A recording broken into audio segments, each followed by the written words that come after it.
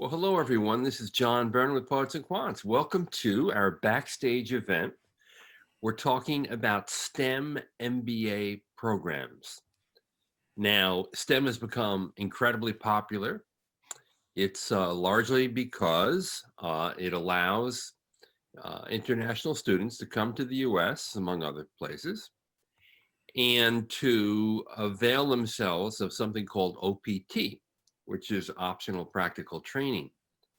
Now, typically, a graduate student who comes to study in the US has a year to stay here and work. If you are STEM designated from a program, you can get a STEM related job and add additional 2 years to your OPT. So you have the shot to be here for 3 years. And one of the advantages of that is actually you get to apply for an H-1B visa multiple times.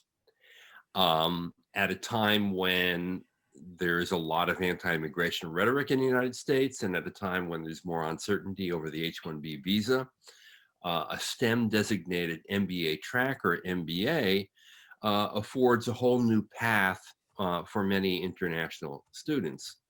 So we are here with 4 great schools, and we're going to talk all about STEM. In fact, when we finish, you're going to be so um, knowledgeable about all the ins and outs, the pros and the cons of a STEM education, that all of your buddies, all of your friends are going to come to you for advice. We have Emily French Thomas, the Director of Admissions at Columbia Business School. Hi, Emily. Hey. We have Jim Holman, who's the Director of Admissions and Financial Aid at Indiana University's Kelley School of Business. Hey, John. Hi, we have Matthias Kelley from IE Business School in Spain. He is a program specialist for tech and data programs. Hi, everybody. Hi, John. Hi there. And then we have from Rochester Simon Business School, really the school that kind of started the parade of schools going STEM. Rochester was the first to get full designation for their entire MBA degree, regardless of what major you pursue. We have the Director of Admissions from Simon, Andrew Breda. Welcome all. Everybody. Thanks. So Andrew, why don't we start with you, because, you know, Rochester was the first to do this. And I have to tell you, I remember shortly after writing that story a number of years ago, I was having lunch with, at that time, the chair of GMAC, Bill Boulding from Duke, and he was concerned actually that your action to go full STEM would basically cause something of a crackdown on this.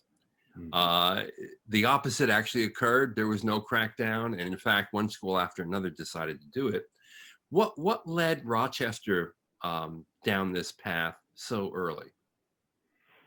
Yeah, that's a great question, John. I think, and thanks again, for having us. I think that, it really came down to, in part, hearing from our students what they were interested in, and sort of seeing some of the shifts in industry towards data, towards analytics.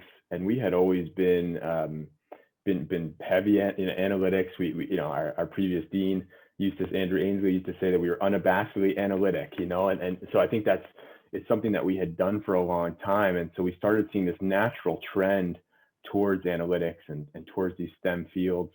And our MS programs were actually the first. So even prior to that, back to 2014, 2015, That's right. and then the MBA program sort of followed. And so a lot of the structure was there, but I think it really started hearing from our students and seeing what was happening in the industry and what our companies, our target companies were interested in.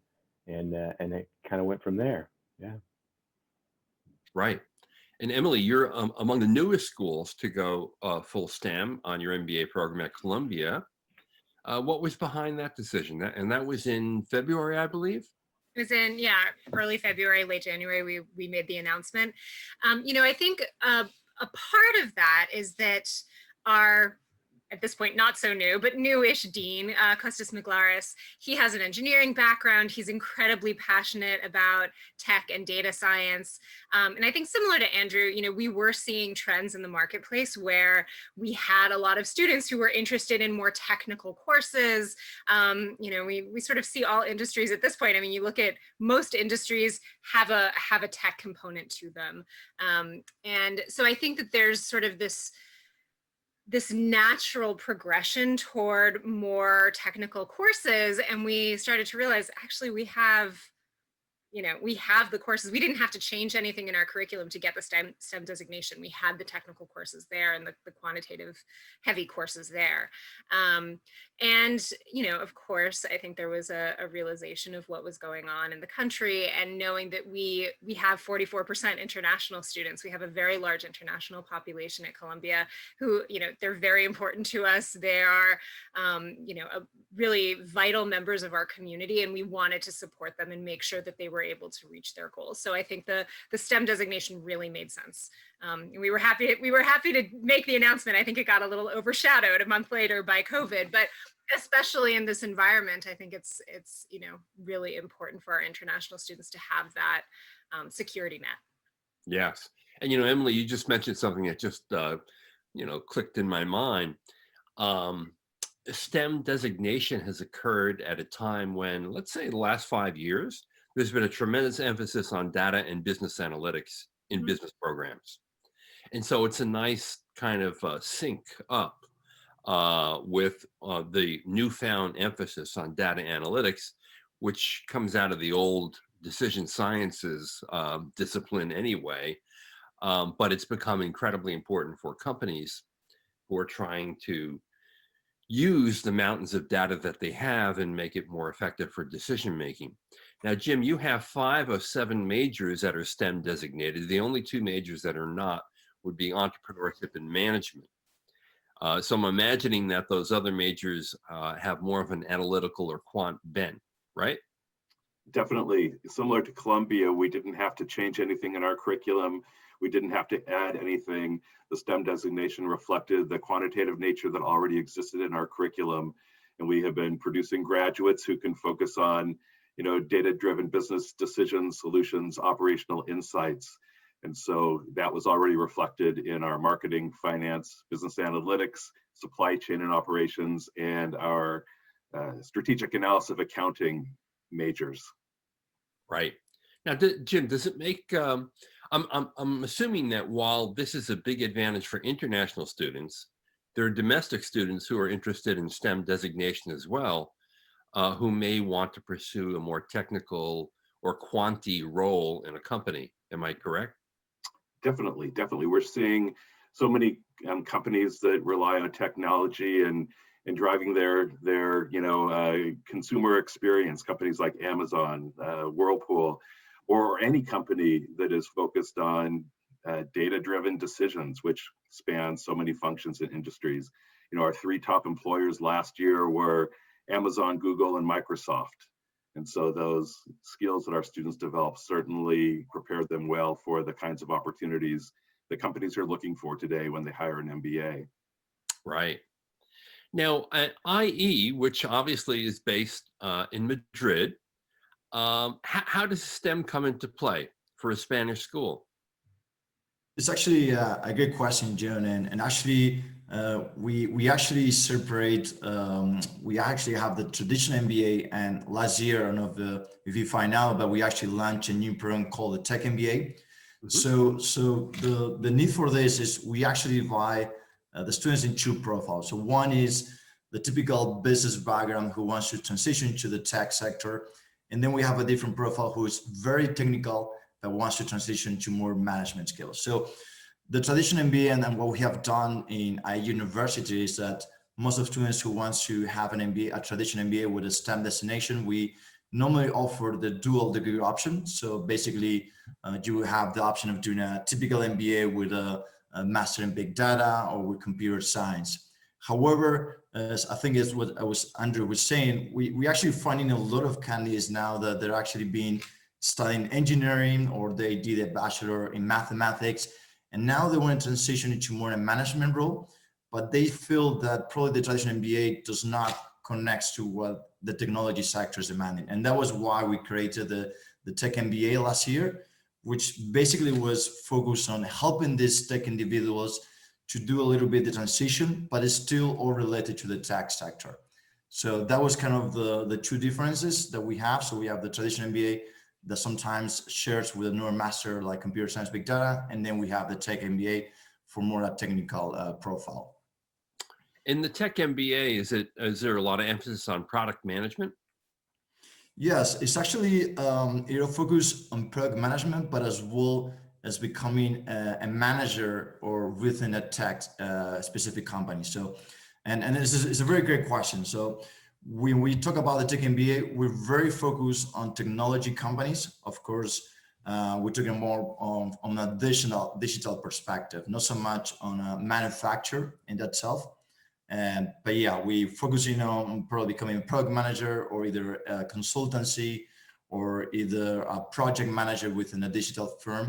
So yeah, that's kind of the type of roles that this Tech MBA is aiming to. Right, which is, I guess the most popular pathway into a tech company from an MBA program. Now, Emily, what are the benefits of a STEM MBA? I mean, we know, for example, that if you get a STEM related job, and that's an important aspect of this, you can get an additional 2 years of optional practical training. Are there other benefits as well?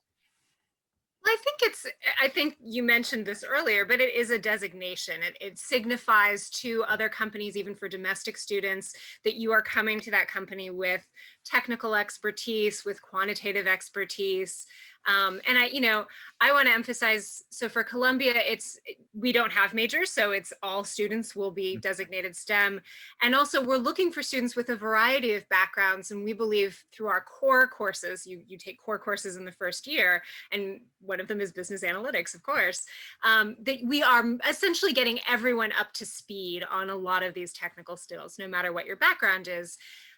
We've been seeing things like, McKinsey, a lot of the big consulting firms are actually looking for people with some of those more technical skills, even for their venture capital arm. Like it doesn't necessarily have to be a tech company or a tech specific job, simply because so many companies are relying on technology now. I mean, we think about this time right now, we are relying on technology. That's how we're having this panel, and it's just permeating every part of our lives and so much of industry, that to really be competitive in the workforce, I think you have to have some of that technical knowledge and technical skill.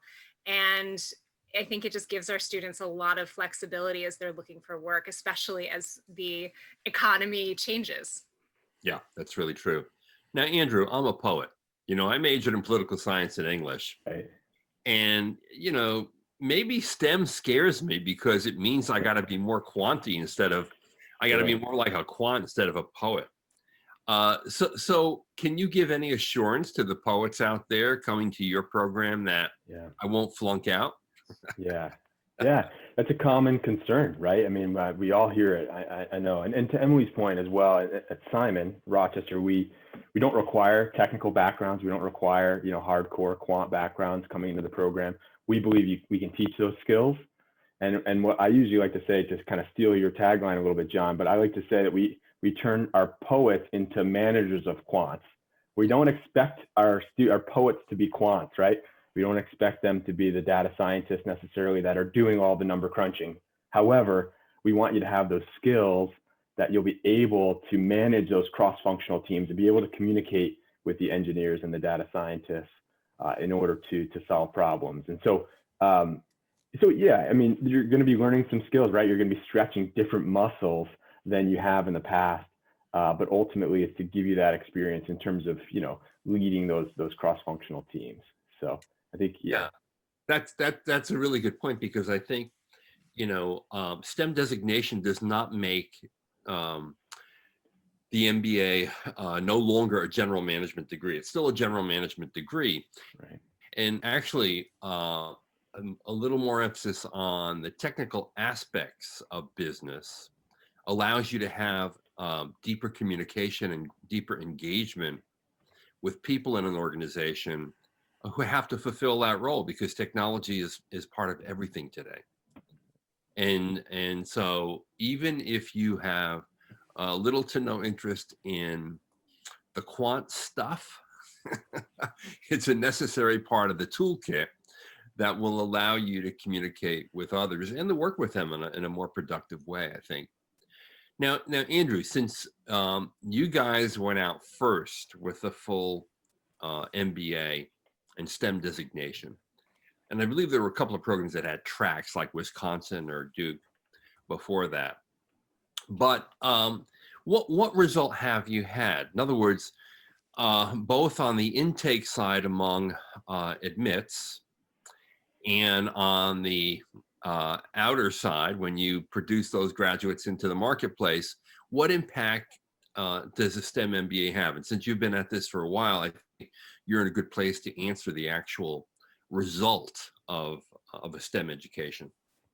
Yeah. And apologies for the technical issues. Hopefully I'll remain on for this answer. But yeah, I think we've seen really unique trends. And I think that there's a reason why a lot of schools are offering STEM now, right? It's caught on quite a bit. And, you know, it's obviously impacted the admissions world, right? We're seeing, I think, increased applications. You know, international students, I think they get that a little bit of security in some ways, that they have this option available to them during the MBA. It's a little bit of breathing room in a sense for them, right? Where they don't necessarily feel as much pressure in the career search.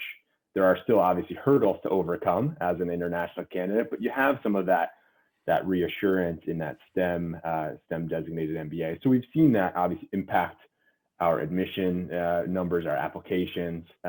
And then certainly I think on the output side, you know, our students have been very successful, and to kind of Jim and Emily's point as well, in terms of you know, making them more marketable for tech companies, for consulting roles, finance, whatever it may be.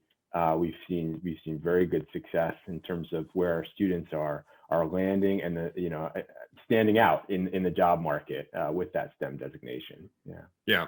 I mean, I've looked at the placement reports, at employment reports from schools that have STEM designated programs. And I can tell you that the employability numbers for international students went up thanks to the STEM designation that they received. And I've heard from people on the career management side that they've been able to get more companies interested in hiring international graduates as a result of the STEM designation and the additional 2 years of OPT. Now, Jim, what kind of programming changes did you have to make to qualify for STEM in your 5 majors? Were there tweaks or major changes? Well, that was the good news. We didn't have to make any changes. Wow. The designation, recognized that our curriculum already reflected the quantitative aspects and analytics aspects that were important in a STEM designated major. So really, it was just the recognition of the good work that we were already doing around the quantitative and analytic areas. Wow, that's amazing, because then you didn't even have to do tweaks. Mm-hmm. Wow. So this is an unusual year, obviously, and it's impacted international enrollments in particular, because obviously there was a lot of concern over the ability to get a student visa, the ability to travel. A lot of the embassies were closed during the beginning of the pandemic, which made it more difficult for international students to come to the US and even to come to Spain, I imagine, because after all, these travel restrictions affected many countries all over the world.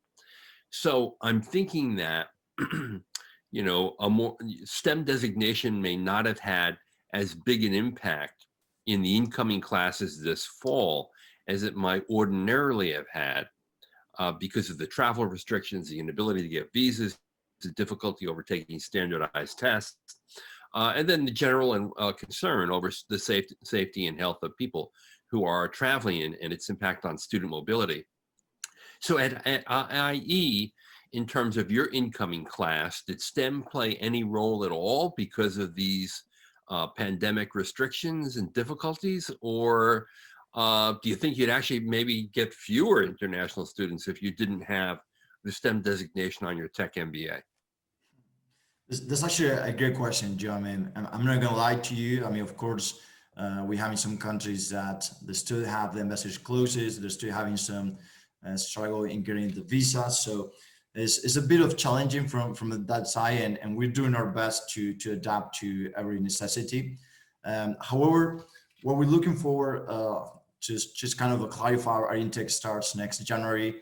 And we're basically offering the option of being either blended, so you can actually attend face-to-face or online.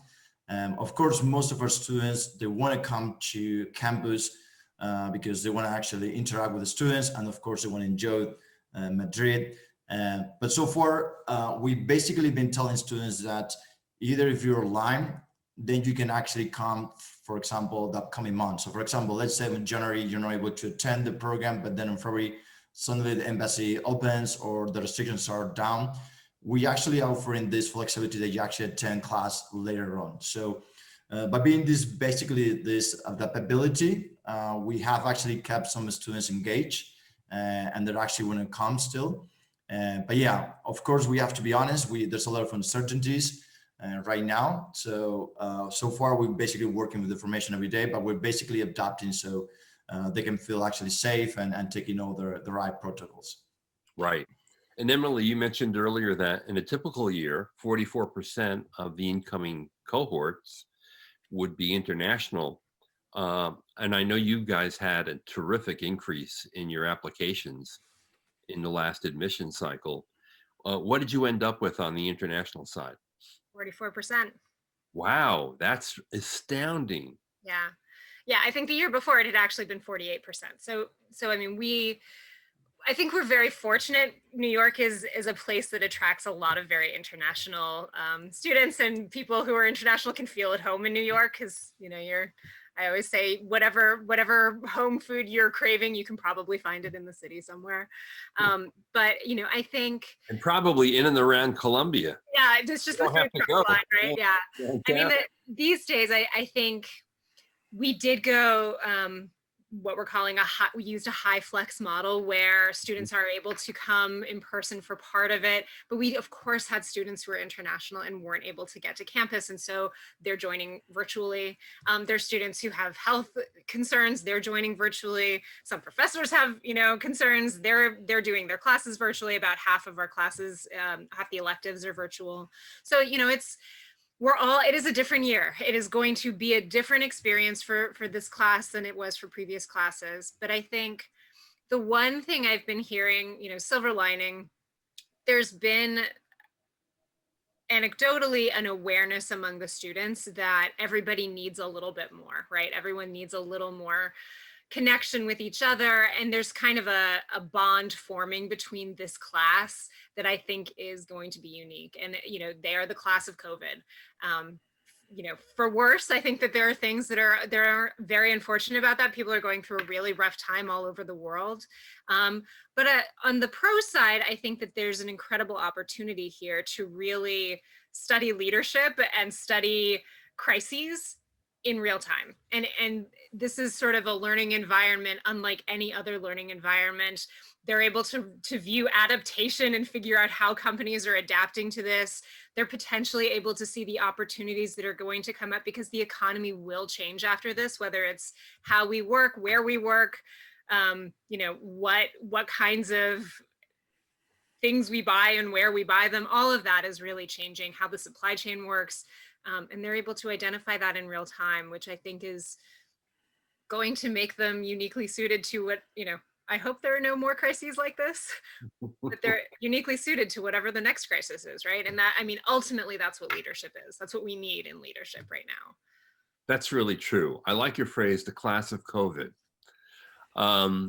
You know, look, I think it's fair to say, as you mentioned, that there are many students that are sort of little frustrated and disappointed that they can't have a more normal experience. But I will say this about this. All these students are going through this together. And at the end of the day, this is going to create an unusual bonding experience, something that only they have shared and have gotten through that other classes haven't. And I bet you that at the end of the day, when this is all said and done, people will actually look back and they'll cherish the differences and having gone through this during this unusual time. So do you think that having STEM or announcing it made a difference in your ability to basically maintain your levels of international students at 44%? I mean, you probably had less melt because a lot of those decisions had to be made when it was clear that you had a STEM program. Yeah, I mean, I think it certainly helped. It's impossible to really quantify or to really study it because I think so many factors were going into each individual student's decision. But yeah, I can't imagine that it was not a factor for many of our international students. I mean, and let's be honest, especially in the political climate in the US, I think it had to feel at least a little bit safer. Yeah. Now, Jim, we've just had a presidential election. I don't want you to get political on us, so I will. We have a new president who will take over in January, despite the storm clouds that have been created by some people in this country.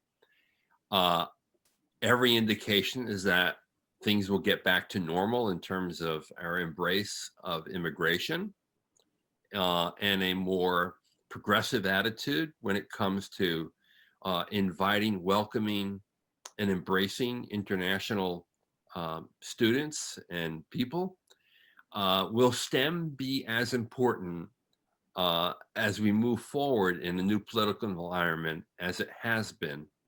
What do you think? Yeah, I think so, because again, the demands of our corporate partners, the people who hire our MBAs, the direction that so much of work is going on, where those technical skills, those data analytics, but more so for our international students, even in a great economy, even in a great job market, there's still a limit on the number of H-1B visas out there. Right. It still ends up being a lottery. You can have the most talented MBA graduate who lands an incredible offer, but their ability to stay in the US more than a year following their MBA boils down to luck, whether they come up positive in the visa lottery. So even that opportunity to know that if they get a STEM designated career on top of their STEM designated MBA, that they have that 3 years. It also takes some pressure off the companies, the hiring companies, because they know that they can invest in this MBA student and they can keep them more than a year. Because obviously it's a challenge and a cost for the company as well if they have a great new employee who is not successful in the visa lottery. So it just leaves more doors open. It extends the ability for the student to have that connection and relationship with the firm beyond the 1 year, regardless of the outcome of the visa lottery. Plus, it gives you the chance to participate in more than one visa lottery. Yes, most definitely. And already we had kind of designed our curriculum so that our international students in their second year could finish all their course requirements before the visa lottery that would take place if they had a job offer during their second year of the MBA program, giving them then 2 options in a visa lottery, both in the first or second year of their MBA as they complete their degree, and then at the end of their first year of work. Oh, wow. So with OPT, I imagine they can have 4. Possibly, yeah. If that all works out, but yes. Well, I mean, if you apply 4 times in a lottery, your chances of winning are a lot better than if you can only apply once. Let me put it that way, right? And you make a really good point, because I would just say that the controversy over H-1B visas in the United States has been longstanding. Immigration policy has been a very difficult and challenging issue for politicians in America. So even the election of Biden is unlikely to unravel all the complexities of immigration law and the frustration that H-1B visa process puts people through, because we know, that process is not really as good as it needs to be. There are a lot of outsourcing companies that are basically getting the bulk of H-1B visas, and that leaves a lot of people outside the process. So despite the Biden administration coming in, which would obviously be much more favorable to immigration, to student visas, this is a complex issue. There are a lot of challenges with it. So I do think that STEM designation, as you pointed out, not only because of the needs of employers, but because of the complications of immigration law and all that, would still be very, very important and helpful to international students. Now, Andrew, what percentage of domestic students go STEM? Or you don't have a choice, basically. If you go to Rochester and I take an MBA at Simon, I'm going to be STEM designated whether I like it or not, right? Well, no, you still have a choice, actually. Yeah, we still give students a choice. But in fact, I think in our second year class currently, about 110 students, I think there's only one that is not pursuing the STEM designation. So, 99.9% are pursuing Wow. STEM. So what is that person, a philosophy major, undergrad? They were a poet. They were definitely a poet prior to Simon. Yeah. No, I think that there's still that flexibility, right, where students can make the program what they want it to be, and ultimately helping them achieve their career goals. And our goal is to try and create this integrated student experience that everything from advising to career search is all driving students towards their co-curricular activities and curriculum, driving them towards their career success. And so for many of the students, that is the STEM designation, but they still have the option. And of our typically between 40 to 50% of our MBA class is international. Typically around 100% of our international students are pursuing the STEM designation. So it's a large majority of the class. Right. Now at IE, do you look differently at an applicant for your tech MBA? I mean, are there certain attributes you're seeking that might differ from your traditional MBA program? Yes. So John, yes. So for the tech MBA, we actually looking for a very technical profile. So it's actually a very differentiated program to the traditional MBA. So we normally ask for someone who either have done a bachelor in STEM background, or probably have done a bachelor in economy or finance, and at least has some credits within the STEM. Another thing that we ask is at least have some years of professional experience, probably related to the tech sector as well, in that sense. So, I mean, I'm seeing that probably many of you and the school is very nice what have you done. The tech MBA here at IE, we basically focus on very technical profiles in that sense. Of course, our traditional MBA is as any typical MBA in that sense, but the requirements are a bit different. So the traditional MBA, we actually accept different backgrounds. They can actually either take some technology courses, but in terms of the requirements, they're a little bit lower compared to the tech MBA. I imagine you have a good number of engineers in the tech MBA program. Yes, that's actually correct. And we actually having a lot of people from Asia and from the Middle East very interested in this program. And we actually have a lot of students coming more from overseas than actually from Spain. So we actually focusing more on outside markets. And we've seen that specific like Asia and these countries, they're investing a lot in their employees. So right now we're actually trying to work with some partnerships as well with some companies.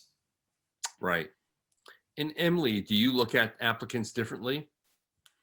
Not really, to be honest. I think we are looking for a fairly diverse class because our top priority is that this is a general management degree. We feel that people who have those more poetic backgrounds like yourself, do bring a lot to the class environment and do bring, a very different perspective. And that's part of the key to the leadership is that you are able to lead a lot of different types of people. You're able to understand their framework and where they come from. So the STEM designation is the skill set that you get at the business school. It does not have to be part of what you bring to the business school. Right. Good point. Now, Jim, I'm assuming that even though 5 of your 7 majors are STEM, I'm not going to get shortchanged on the soft skills when I go to your school, am I? Not at all. Not at all. I mean, the development of soft skills is certainly a valuable part of the MBA experience, in addition to all the tech and quantitative skills. You know, business communications is a component of our first year core curriculum, our first semester core curriculum. So they're all learning how to make a good case and to present themselves and their idea as well. We have a leadership academy, which is an option in the second year. And one of the tracks of our leadership academy is a coaching and development track, where we are training our students in how to effectively coach and develop the capabilities and strengths of others, recognizing that most of our students, as they continue in their career, they're going to rise up into leadership and management positions where they're able to help develop others. And so developing those soft skills, those coaching skills are so valuable. And those students that pursue the coaching and development track of our leadership academy actually serve as peer coaches to the first year students. And so, yes, throughout the program, many opportunities to develop those soft skills. Great. And Andrew, I'm assuming that's true at Rochester as well. Yes, yeah, and sort of back to your question, Emily, as well. And I think it's we're also, we're looking for fit, right, of the institution, and I think that goes beyond just having technical backgrounds and how can we develop students in the program. I think one of the best ways we try to do that is by encouraging students to take those leadership roles, right? To put yourself out there, take on case competitions, join clubs in those leadership positions, and really stretch that leadership muscle so that you can maybe learn from failure, you can grow as a leader, and improve some of those leadership capabilities and soft skills. Yeah. Right. And I know that's certainly not true in terms of having to sacrifice anything on the, professional development side at Columbia or at IE as well, right? Correct. So in our case, I mean, we have a leadership model very similar to the one I was talking, Jim. So actually, when you start the program, we normally ask all of the students to do kind of a leadership assessment. And basically, we ask them, what type of skills would you like to get better at? Because we know that some candidates probably they've been working on communication and they're really very great at public speaking. We have people that are being management teams. So we tended to do more personalized in that sense.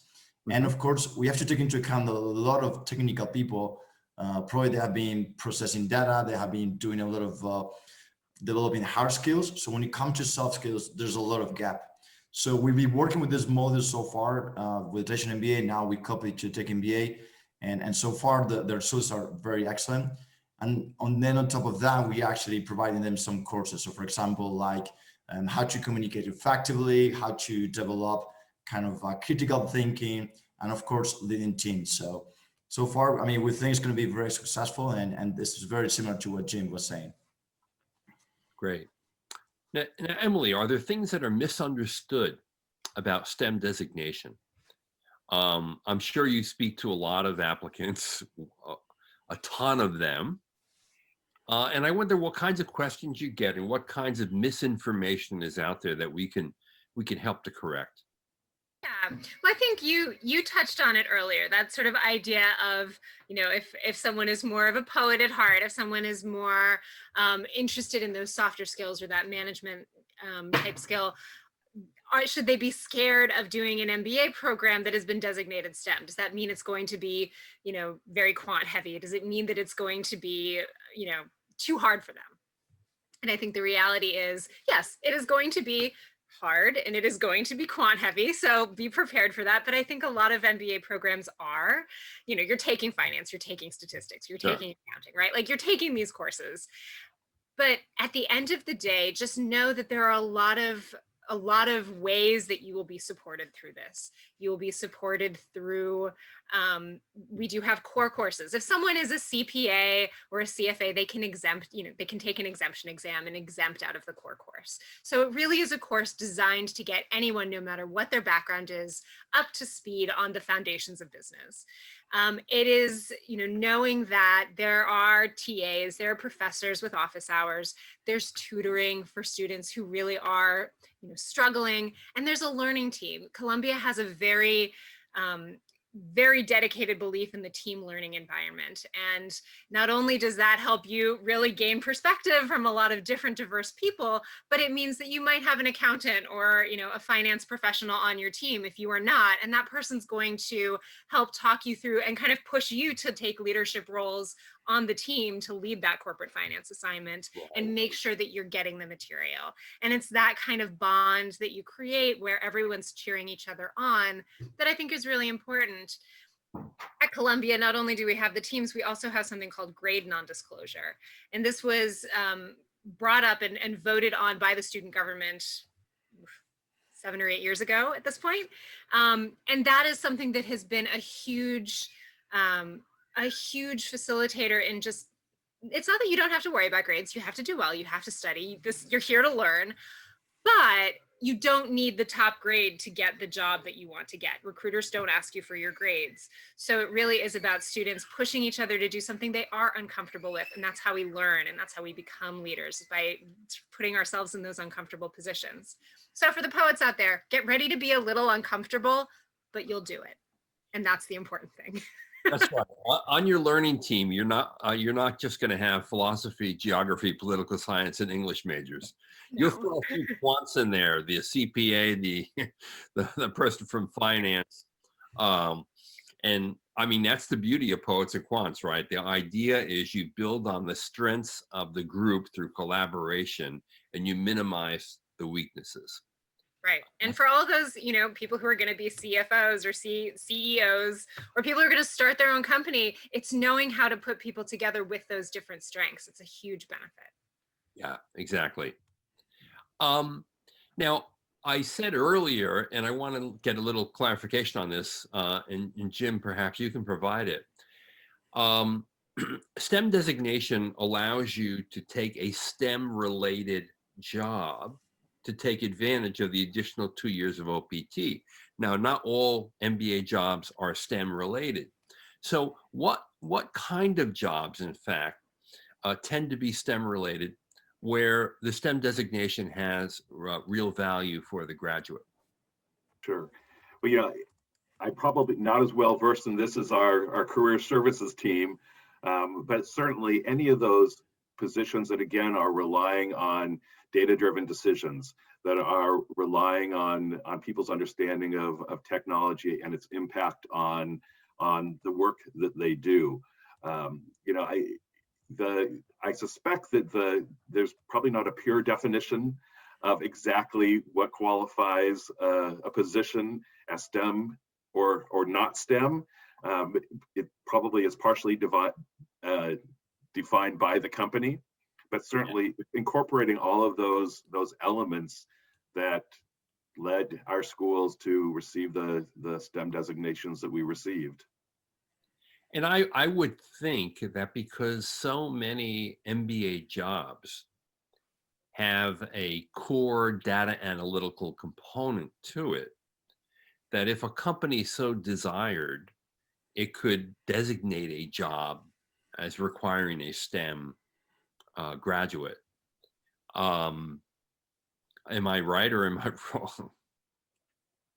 I assume that's correct. Andrew? Is it a problem if the government is listening?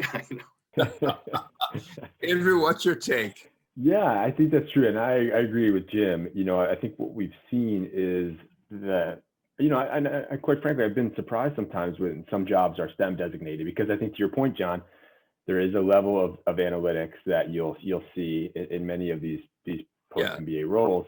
Right. And, we've also seen industries like pricing, for example. So we started a pricing track now, Good example. six years ago or so, really has evolved over the years, and our students have been finding some really great success in that space, and that could be in marketing, it could be consulting, it could be finance. And so you do see some of these such bridge happening across different spaces.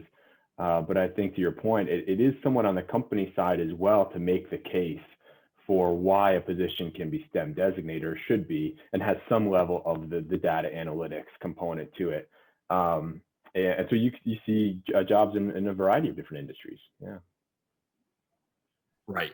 And it was mentioned before, I think Emily mentioned McKinsey even seeking STEM grads, because analytical ability in a consulting firm is extremely important.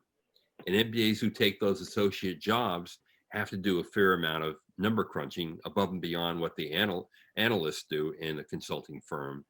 And so a STEM designation, even for consulting, would be helpful.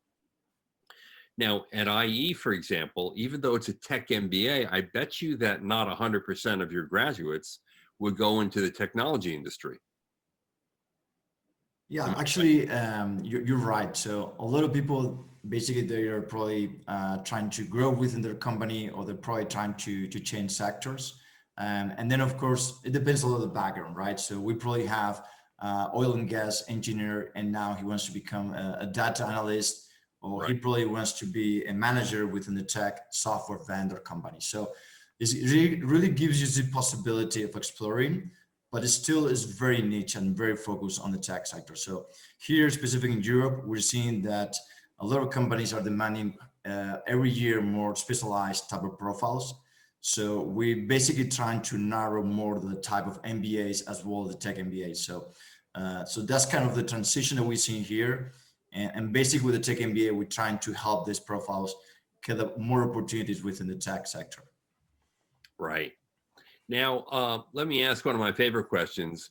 If I had the opportunity to leave my California cave and to come to Rochester, Madrid, New York City, or Bloomington, and sit down with your students over lunch or a beer in a local bar, what I would ask them is, what are the 3 things about the MBA program that really resonated with you, that really made a difference to you, that you remember long after you graduate?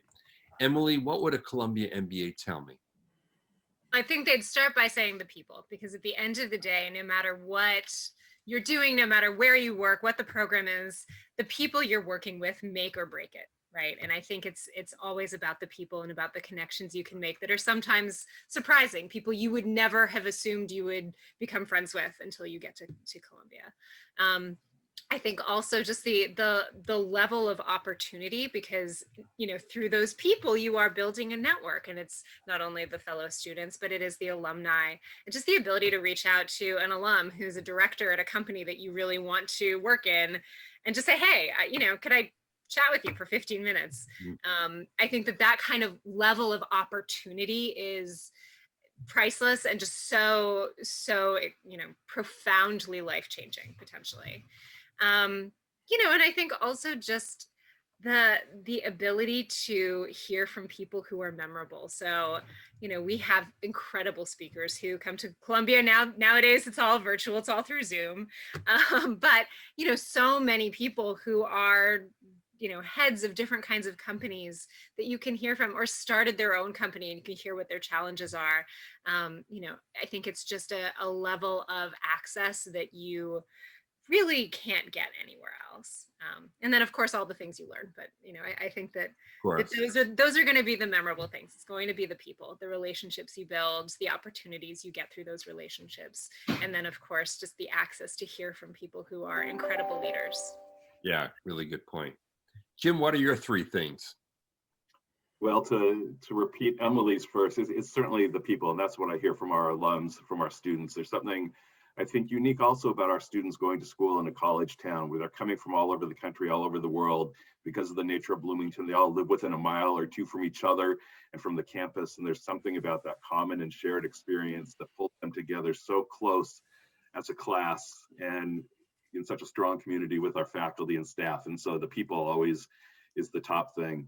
But looking more specifically at their MBA experience, I think our focus on coaching and developing our students our Me Inc. program, Me Incorporated, that provides them, before they even set foot in the classroom, the opportunity to build their personal brand, learn how to tell their unique story, really get a better understanding of their unique strengths, their personality traits, their career interests, their motivations, so that through all this self-reflection, when they do set foot in the classroom on the first day, they're starting from a position of knowledge about themselves, which allows them to make even better decisions.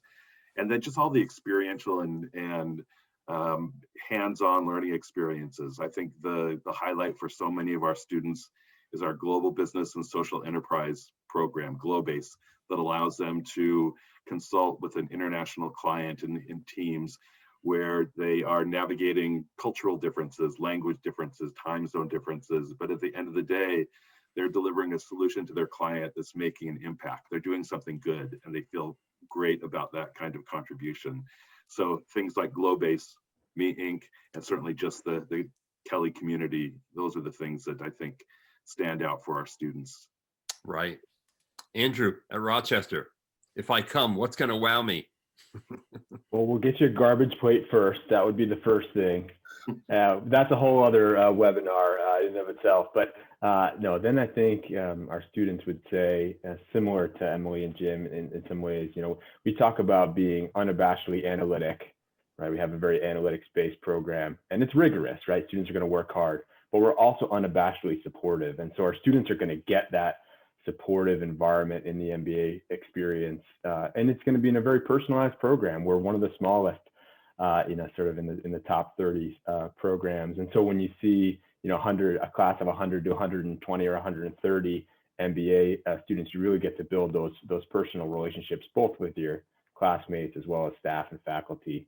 And then I would say a diversity of the program as well. I think that something that we are very, very proud of, our long-standing tradition with, groups like the consortium and MLT and those organizations. And this past year's class, I would argue probably one of the most diverse classes we've ever had at Simon. We are, of our domestic students, almost 50% of our class identifies as Black, African American, Hispanic American, or Native American. And I think that's really a unique environment and allows for a lot of difficult conversations sometimes to happen. And I think in a safe, supportive environment, it can provide that opportunity.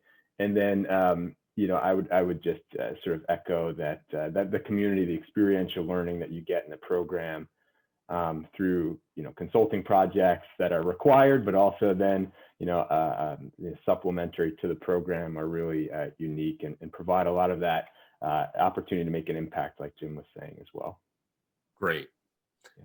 Now, I asked Andrew to wow me with his three things. I should point out that IE actually has a wow room. It's to do long distance education largely. But Matthias, what would be the three things that would truly resonate with your MBA graduates? Yes, so first of all, I'm actually alumni as well from the MBA school, and every time I talk to my friends, and this is something actually outside from IE, is that basically actually one of the number of reasons is Madrid itself. So it's actually a city who has the weather very nice and the people are very lovely. So it's something that international students love to come here because they get adaptable so easily. The second thing is very late on sidewalk cafes. Correct. I mean, they're basically, I don't know if you know Spaniard culture, but they normally get out from Monday to Sunday. So they really like eating and spending time outside. And of course, I mean, even during winter, we got sunny days. So there's something that a lot of students love it. So the second thing is, and I guess I agree with Jim, with Emily and Andrew, it's kind of the family thing. Here, IE, and I think it's more a Spanish thing, our groups tend to be smaller. So we normally, our group size are on average from 50 to 100 students. Mm-hmm. So normally you get to know your classmates very close because, I mean, you're spending time with them. You're not just a number, you actually call by their name. And something that we normally students love is that they actually can have either a coffee or can actually talk to the professors directly outside of the classroom. So we've seen a lot of students actually become friends with the professors, either for projects or finding jobs and stuff like that.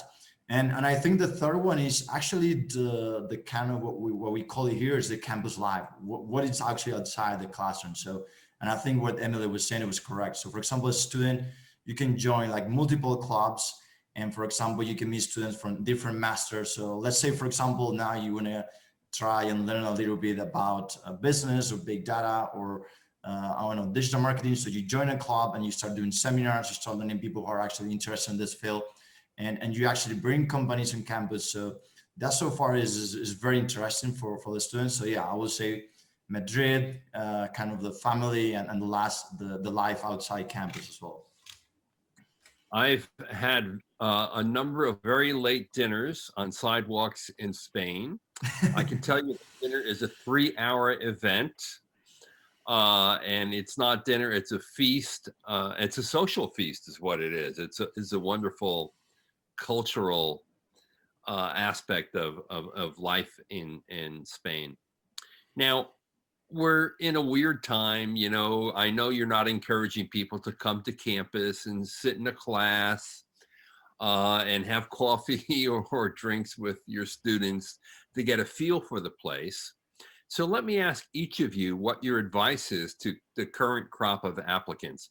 How do I get to know your school?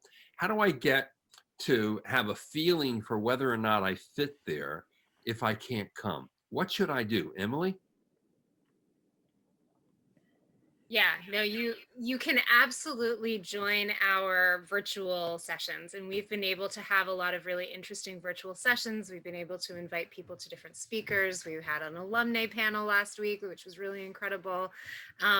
We have mock lectures. You can get a sense of what it would be like to be in the classroom. I think we have one this week with Sandra Metz, really incredible professor. So, you know, I think just try that. We also have student chats and student coffee chats. So if you're hoping to get maybe the inside scoop, not from the admissions office, but actually from a student who goes there, you know, John's sitting down with the student and having a beer or a coffee, you are welcome to do that. And we have those virtually as well. So all of those events, I would strongly encourage you to participate in. Now, Jim, I'm assuming you have the same portfolio of programs to allow applicants to get to know the school and the program? Definitely. You know, it's interesting because in some respects, although we can't meet face to face, we're almost more accessible, and there are almost more opportunities to connect with us through things like Emily said, through our coffee chats, through our we have 3 roundtable discussions a week for information where they can meet with members of the admissions team and current students, one-on-one counseling sessions. We had a preview event this Saturday with alumni panels and student panels and faculty panels.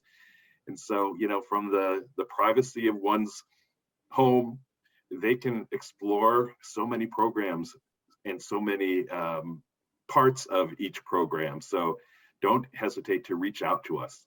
We want to get to know you. It may not be face to face, but Zoom can be the next best thing.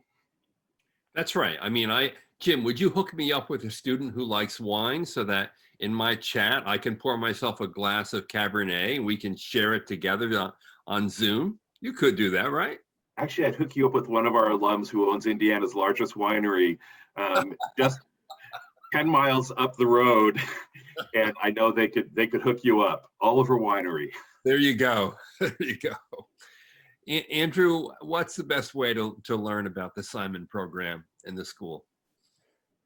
Yeah, I think the challenge is finding time for all of these virtual events, because there's certainly every school is offering, a wide variety of events now. We have our women's conference coming up this week, so there are lots of engagement opportunities virtually. And I think, like to Jim's point, don't be afraid to reach out. I think that's the best thing, especially for our international students who are on the call, who maybe can't drive down the road, and visit or walk around, or at least don't know the city as well.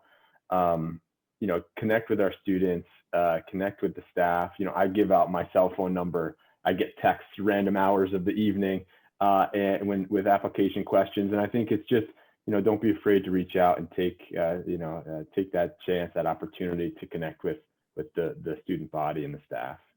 To Andrew, here's your chance. Give your cell phone number. Yeah. I'll type it in the chat. How's that sound? Okay. Matthias at IE, what's the best way to learn a little bit more about the school and get a feel for it. I know you can't do a Zoom dinner on a sidewalk in Madrid, but what's the next best thing you can do? Actually, that's true. I mean, so I guess, I mean, I have to agree with everyone, with Jim, with Emily, with Andrew, but I want to mention something, John. I think now there's a wonderful opportunity for all the candidates and people who are looking these seminars that whatever institution they choose is now there's more STEM programs as there was before. So, and just by having the option to do it actually online, it's actually a huge opportunity because actually COVID is going to generate more job opportunities in the long term than in the short term. So I think that now we have the technology. I mean, we actually basically doing what probably, as Andrew was saying, we have all the seminars, we're actually doing virtual tours. We're now implementing WhatsApp conversations because a lot of students are actually having WhatsApp. So they actually want to have this more personal touch. But what we normally try to tell them is that take advantage of this because probably once this COVID finishes, you probably have advantage among most of the students who probably do not study because they want to actually take the face-to-face.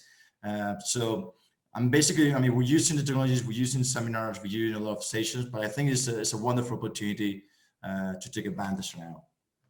Great. Well, let me thank each and every one of you. We had a terrific session. I really enjoyed my time with you. I'm sure our audience did as well. And obviously, the beautiful thing about this is that while we are in real time, we are also on demand. So there will be the vast majority of people will be watching this in weeks, months to come, and learning about the advantages of STEM designation and what it means, what it doesn't mean. And more importantly, learning about each of your MBA programs. You have 4 great schools, 4 great MBA programs, all very, very different from each other. So Andrew, thank you so much. Matthias, thank you. Emily, Thank and you. always a pleasure. Have a wonderful and safe month. Thank We're you, going Chair. into the holidays soon. Thank you, everyone. As weird as it Thanks, is. everybody. Thank you, John. All of Nice you out meeting you, there. everyone. Yes, thanks for watching. This is John Byrne with Poets and Quants.